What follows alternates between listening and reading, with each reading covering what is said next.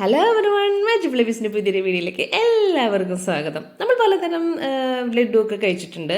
അപ്പോൾ ഇന്നൊരു variety ലഡുവിൻ്റെ recipe ആയിട്ടാണ് വന്നിട്ടുള്ളത്. മാംഗോ ലഡു ആണ് കേട്ടോ. അപ്പോൾ അതിനാവശ്യമുള്ള ഇൻഗ്രീഡിയൻസ് എന്ന് പറഞ്ഞാൽ മെയിനായിട്ട് മാങ്ങ തന്നെയാണ്. മാങ്ങ തൊലിയെല്ലാം കളഞ്ഞ് എടുത്ത് വെച്ചിട്ടുണ്ട്.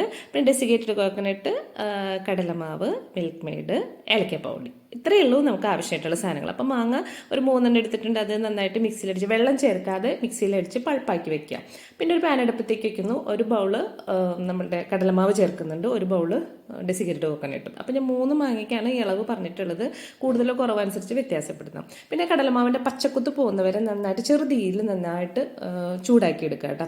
ആ പച്ചക്കുത്ത് ഉണ്ടെന്നുണ്ടെങ്കിൽ ലഡുവിൻ്റെ ടേസ്റ്റ് തന്നെ മാറിപ്പോകും. അപ്പോൾ അതുകൊണ്ടാണ് അതങ്ങനെ ചേർക്കുന്നത്. പിന്നെ ഇതിനകത്തേക്ക് ആവശ്യമായിട്ടുള്ള 1 ടേബിൾ സ്പൂൺ ഏലക്കപ്പൊടിയാണ്. ഏലക്കപ്പൊടി എന്ന് പറഞ്ഞാൽ ഞാനിതിലിപ്പോൾ ഏലക്കയും പഞ്ചസാരയും കൂടെ മിക്സ് ചെയ്ത ശേഷമാണ് 1 സ്പൂൺ ചേർത്തിട്ടുള്ളത്. നിങ്ങൾക്ക് ആവശ്യമായിട്ടുള്ള ചേർക്കാം.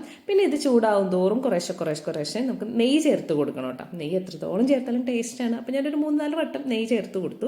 അതിനുശേഷം നമ്മുടെ മാംഗോ പൾപ്പ് ചേർത്ത് കൊടുക്കുന്നു. മാംഗോ പൾപ്പ് പ്രത്യേകിച്ച് നോക്കുക, അടിക്കുന്ന സമയത്ത് വെള്ളം ചേർക്കരുത് കേട്ടോ. അതിന് മാംഗോ പൾപ്പും ഈ ഡെസിക്കേറ്റഡ് കോക്കനട്ടും പിന്നെ നമ്മൾ കടലമാവും കൂടി ചേർത്ത് മിക്സായി വന്നതിന് ശേഷം മധുരത്തിൻ്റെ ആവശ്യത്തിനായിട്ടുള്ള മിൽക്ക് മെയ്ഡ് ചേർത്ത് കൊടുക്കുക.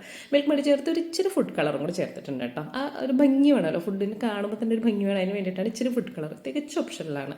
അതിനുശേഷം ഇടയ്ക്കിടയ്ക്ക് നെയ്യ് ചേർത്ത് കൊടുത്തത് ഇതേപോലെ പാത്രത്തിൽ നിന്ന് വിട്ട് കിട്ടുന്നത് വരേക്കും നന്നായിട്ട് ഇളക്കി കൊടുത്തുകൊണ്ടിരിക്കുക. നെയ്യ് ഇടയ്ക്കിടയ്ക്ക് ചേർത്ത് കൊടുത്താലുണ്ടോ നമുക്ക് ഇതേപോലെ കിട്ടും. അപ്പോൾ കാണുമ്പോൾ തന്നെ അറിയാം നെയ്യിൻ്റെ അംശം അവിടെ കാണുന്നത്.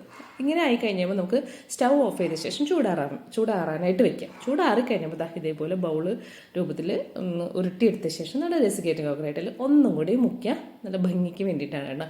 നമ്മളുടെ ടേസ്റ്റി ആയിട്ടുള്ള വെറൈറ്റി മാംഗോ ലഡു തയ്യാറായിട്ടുണ്ട്. അപ്പോൾ എല്ലാവരും വീട്ടിലൊന്ന് ട്രൈ ചെയ്ത് നോക്കുക.